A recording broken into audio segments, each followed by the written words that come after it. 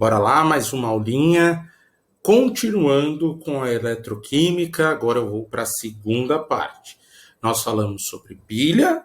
A segunda parte da eletroquímica é a eletrólise, que eu também divido em duas partes. Eletrólise 1 e eletrólise 2. Sendo a eletrólise 1, a eletrólise ígnea. E a 2 é a eletrólise aquosa. Beleza? Bora lá? Seguinte, gente, hoje eu estou trabalhando com a nossa telinha, porque mais do que apresentar a teoria, eu preciso construir os conceitos. Nós precisamos trabalhar juntos. Aqui, primeira informação legal. Quando eu mudo as substâncias, quando eu quebro ligações, e essas ligações geram fluxo de elétrons, eu tenho energia elétrica. E esses processos normalmente não. Sempre que são espontâneos, a gente classifica como sendo pilha. Como um processo que gera energia elétrica por quebra de ligações químicas. Agora, se eu tenho um processo em que eu utilizo de energia elétrica para formar ligações químicas, aí a gente chama de eletrólise. E esse é um processo forçado. Eu preciso ligar na tomada, eu preciso fornecer elétrons de algum jeito. Tudo bem? Então, lembrando, é um processo forçado, não espontâneo. Professor, quando é espontâneo, aquele nosso potencial, sabe o ΔE, a DDP? Sim, da pilha, a DDP é positiva. Tudo bem? Então, sempre que for espontâneo, DDP positiva. Agora, se o processo não é espontâneo, como é o caso da eletrólise, a DDP não é positiva, ela é negativa. Eu estou fazendo a reação no sentido contrário. Beleza? Vamos lá para aquele nosso esqueminha de sempre, tá bom? Vou deixar aqui, bem no cantinho. E vejam o seguinte, eu desenhei a primeira parte do meu desenho tem zinco e tem cobre. Isso já indica algo para a gente. A segunda parte, eu coloquei ali uma cuba ou um becker com duas placas na mesma cuba. Isso indica o seguinte, que eles estão num mesmo líquido, tá? Num mesmo líquido é um termo melhor. Então, perfeito. O que é essa parte da esquerda? É uma pilha. Gente, eu não falei que a eletrólise é um processo não espontâneo? Para a eletrólise funcionar, ele tem que estar ligado a um gerador de elétrons, que é a nossa pilha. Então, toda eletrólise precisa de uma pilha ou tomada. Tá? Aqui eu estou representando a pilha. Perfeito. Na pilha, a gente sabe que o zinco oxida, que ele é chamado de ânodo, que é o polo negativo da pilha. Beleza? O cobre reduz, é chamado de cátodo, e é o nosso polo positivo. É ele que vai fornecer elétrons para o outro lado. Perfeito? Gente, a eletrólise é um processo utilizado para recobrimento. Como assim? Sabe aquela roda cromada? Sabe aquela bijuteria que tem uma película de ouro? É isso que a gente precisa, é isso que a gente faz na eletrólise, tá? E para a eletrólise, necessariamente a gente precisa de um sal. No nosso caso, eu vou colocar o famoso NaCl. Só que, para a eletrólise ocorrer, eu não posso ter o sal no estado sólido. Eu preciso que esses íons estejam livres. Na e Cl. Uma forma é jogar na água. Coloco em água, eu promovo o processo de dissociação, forma Na e Cl. Mas tem um outro método. E é esse primeiro que eu quero abordar com vocês. Que no caso, eu não coloco em água. O que eu vou fazer? Eu vou aquecer. Isso aqui é uma chamazinha, tá? Eu vou aquecer este material. vou esquentar até fundir. Gente, vai muito calor. Para você fundir o sódio, precisa de muito calor. Muito. E aí eu vou ter livre Na+, e Cl- na minha solução. Perfeito? Eu vou ter muito Na+, e muito Cl-. Porque eu esquentei, eu fundi, eu derreti. Tá? Beleza? Perfeito. Professor, do que são feitas essas placas? Essas placas têm que ser feitas de material que conduz muito bem eletricidade e que é muito resistente a calor. A gente usa platina ou grafite. Repetindo, platina ou grafite.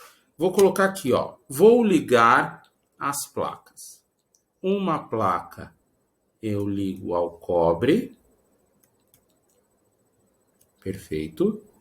A outra placa eu ligo ao zinco, tá? Opa, e aqui. Perfeito. Então, fechei meu sistema. De novo, quem é o gerador de elétrons lá na pilha? É o ânodo. O ânodo vai gerar elétrons. Vai mandar elétron para cá. Nessa placa daqui, a gente está ganhando elétron. Perfeito? Recebi elétron. O que acontece? A placa fica cheia de eletrinho na borda. Tá? Pessoal, a espécie, ó, ficou uma placa toda negativa, certo? Quem quer o negativo? Quem vai buscar o polo negativo? Ué, é o positivo. Então, primeira coisa que a gente já viu aqui. Aqui é o polo negativo, né? Ele está cheio de elétrons, perfeito? Ele está ligado com o polo negativo da pilha. Então, aqui também é o polo negativo, beleza? A placa ficou toda carregada negativamente e vai atrair quem? O sódio, que é positivo. Beleza? Tranquilo? Tá, perfeito. O sódio vai encostar ali e vai ocorrer uma reação que eu já coloco para vocês. Agora, uma pilha, um lado manda elétron, envia elétron, tá? Perde elétron, como a gente falava. O outro lado recebe elétron. Então, o que vai acontecer? O cloro vai se afastar do lado negativo e vai grudar aqui, ó, nesse nosso lado positivo. O lado positivo da pilha está conectado com essa placa. Então, positivo, positivo. Beleza? E o que acontece? O cloro começa a perder elétrons para essa nossa plaquinha positiva. Tudo bem? Beleza? O que vai acontecer? Deixa eu colocar aqui embaixo e eu vou puxar aqui. Aqui todo mundo me vê e eu não atrapalho ninguém. Beleza? Desse ladinho aqui vai ocorrer o seguinte. O sódio vai ganhar elétrons. Certo? Vai ganhar um elétron. E ele vai formar Na. Certo? Vai formar o metal sódio. Olha que legal. Na eletrólise, a gente faz o recobrimento dessa placa com metal sódio. Eu estou formando um metal no estado sólido, tá? Que nesse caso é o sódio. Aqui, galera, se ele recebeu o elétron, quem recebe sofre redução. Se é redução, deixa eu até trocar de cor, vai, para ficar organizadinho aí para vocês. Vou colocar em azul. Então, ó, o sódio do lado direito recebeu elétron. Redução. Se é redução, galera, o nome desse lado, desse eletrodo que ocorre a redução, é chamado de cátodo. Tudo bem? Perfeito? Agora vamos para o outro lado, que é o cloro. O que acontece? O cloro vai... O íon cloro vai perder elétrons. Vou colocar aqui, elétron. Pessoal, na natureza tem Cl sozinho? Não. Como que aparece o Cl na natureza? Na forma de Cl2, tá? Anota aí. Os ametais não existem sozinhos, como é o caso do sódio. Eu representei ele sozinho. Os ametais aparecem na forma diatômica. Então, O2, Cl2, H2, são tudo ametais. F2Br2. Agora, o sódio e os metais apenas sozinho. Tem que balancear. 2 cloros aqui. Cada cloro perdendo um elétron. 2 elétrons, tá? Então, quem perde elétron, oxida, é oxidação. Oxidação. Perfeito. Essa oxidação, o lado é o eletrodo é chamado de ânodo. E aí a gente tem um problema. Parem as máquinas. Para tudo e olha aqui. Vou até colocar. Ó. Na pilha, quem oxida é o ânodo e é negativo. Na eletrólise, continua. Oxida é o ânodo. Mas dá uma olhada nisso aqui, ó. Na eletrólise, a convenção, a representação de polo negativo e positivo inverte. Porque é um processo não espontâneo. Então, na pilha, quem oxida é o ânodo negativo. Na eletrólise, quem oxida é o ânodo positivo. Então, quem reduz é o cátodo negativo. Tá? Inverteu. Eu vou copiar aqui, ó, E aí, desculpa, né? E aí o elétron volta para a pilha, pro eletrodo de cobre, aumenta a massa do eletrodo de cobre. E o zinco sofre corrosão.